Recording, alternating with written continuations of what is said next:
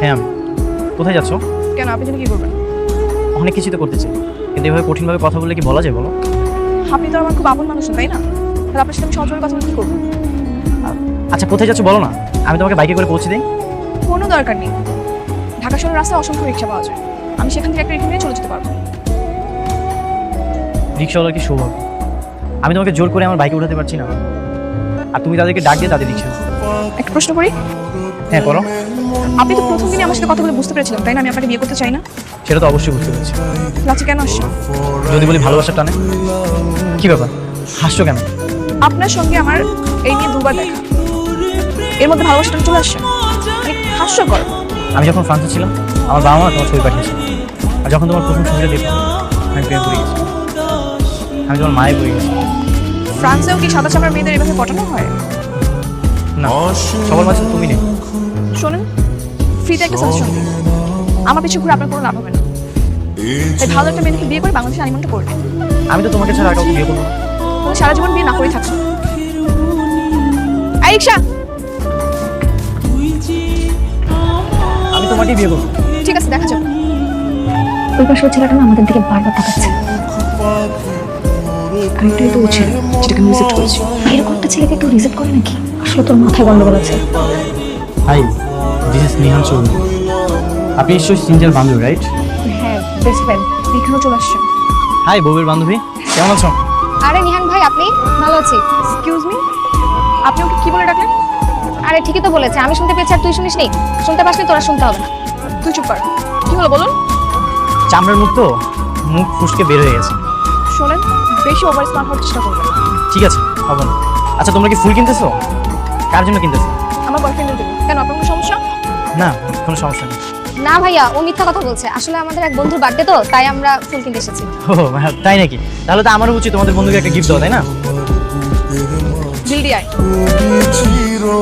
Happy birthday Kamal. এই দাঁড়া, একটা সেলফি তুলে দিচ্ছি তিনজন, হ্যাঁ? সুন্দর হয়েছে কিন্তু, দেখ। চল তাহলে কেক কাটি এবার। 1 মিনিট গাইস, আমি চলে এসেছি। মনে হচ্ছে আপনার জন্মদিন, am I right? Happy birthday brother. শুভ হোক আপনার আগামী দিনের পর। Thank you. This is for you, এটা আপনার জন্য। Thank you brother. কিন্তু আপনি কি? আমাকে চিনবেন কি হবে? We meet for the first time today. By the way, আপনার ফ্রেন্ডের কিন্তু আমি উঠবি হাজবেন্ড। সরি ব্রাদার, তোমার বার্থডেতে সে একটা ঝামেলা সৃষ্টি করে দিয়েছে। Please continue, enjoy your time.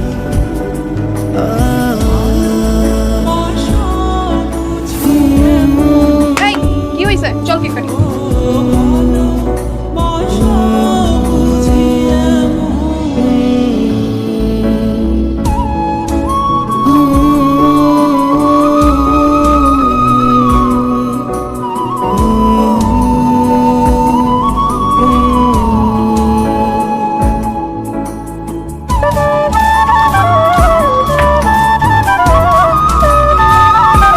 রাতে লাইট অফ কর, আমি ঘুমাবো।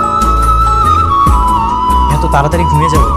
আজ আমাদের বাসর রাত, আজ আমরা তো অনেক মজা করবো, অনেক গল্প করবো। আপনার চিন্তা আপনার কাছেই রাখে।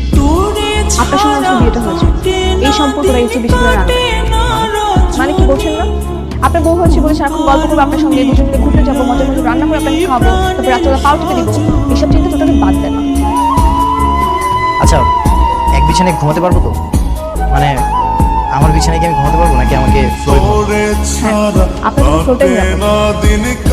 ঘুমের মধ্যে যদি আমার গায়ে হাত লাগে তাহলে খবর আছে। ঠিক আছে, বুঝতে পেরেছি। আচ্ছা সমস্যা নেই। এত তাড়াতাড়ি লাইট অফ করেন, সারাদিন এমনি ঝামেলা গেছে, আমি ঘুমাবো।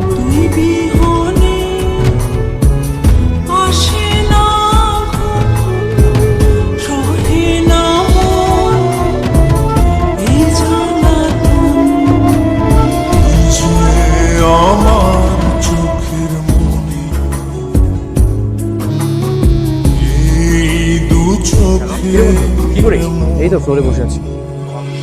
কেন, আমি তোর বিছানায় জায়গা দেয় নাই নাকি ঢাকা মেরে ফেলা গেছে? আর বলিস না, সে হচ্ছে 100 ডিগ্রি তাপমাত্রায় কথা বলে। জেদ করে বিয়ে করে ভুল করেছিল, ওইটা নিয়ে তুই চিন্তা করিস না। বিয়ে যখন হয়ে গেছে ওগুলো সব ঠিক হয়ে যাবে। কারণ হ্যাঁ, চিন্তা করার আগে দেখা যাবে যে কবে আমাকে বালিশ চাপাতে মেরে ফেলেছে। যে পরিমাণ রাগ করে ভাবি। মাছ মাছ বলতে আজকে প্রথম রাতে কিছু বলুন।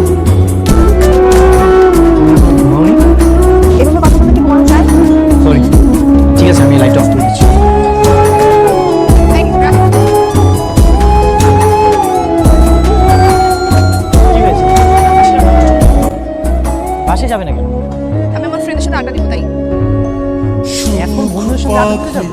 হ্যাঁ, প্রেমের কেন, কোনো সমস্যা? মন মজাইয়া আমি ঘরে বাইরে তোর পড়াইয়া হইলাম উদাসী। আপনি কোথায় যাচ্ছেন? তোমার বাসায়? আপনার কাছে যাবো। কেন? কারণ চাই না আপনি আমার আশেপাশে থাকেন।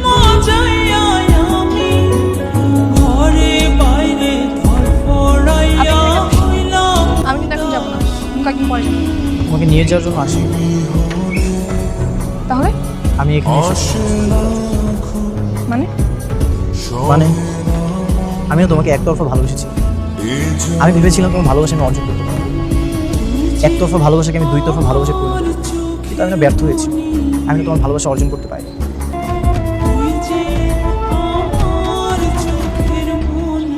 কেমন লাগছে আমাকে? কি হলো? কেমন লাগছে বলো? এত সুন্দর করে তোমার জন্য আমি লাল শাড়ি পরে আসছি। আমার জন্য বলেছো? তো কার জন্য? সেটা তো আমি জানি। এই, তুমি জানো না মানে আমি এখানে কার জন্য শাড়ি পরে আসবো? আচ্ছা, তুমি কি এখন আমার উপর অভিমান করে আছো? দোষটা কি আমার একার বলো? তোমার কোনো দোষ নেই। তুমি শুরুতে আমাকে কি অফার করলে? আমাকে বিয়ে করে একা রেখে বাইরে চলে যাও। একটা মেয়ের কি স্বপ্ন থাকে জানো? বিয়ের পরে তার হাজবেন্ডের সাথে আন্ডারস্ট্যান্ডিং এর জন্য ঘুরবে ফিরবে, টাইম স্পেন্ড করবে তারা। আর তা না, তুমি আমাকে অফার করলে বিয়ে করে আমাকে একা রেখে চলে যাও। তাহলে আমার সেই মুহূর্তগুলো আমি কোথায় পাবো বলো? আমারও তো কিছু স্বপ্ন ছিল, কিন্তু এভাবে করলে তো আর হয় না কিছু, তাই না? তুমি যদি বিয়ে করে আমাকে একা রেখে চলে যাও, তাহলে আমি এই মুহূর্তগুলো কোথায় পাবো? এই জন্যই আমি রাজি হতে চাইনি। আর ঢাকাতে আমার বাবা একাই থাকে, আমার তো মানে আমি যদি বাইরে চলে যাই আমার বাবাকে কে দেখবে বলো? লোক দেখানো ভালোবাসার কথা বলতেছো। যদি তুমি আমাকে ভালোই বাসতে, যদি আমাকে আপন করে নিতে, তাহলে তো আগে আমাকে রিজেক্ট করতে।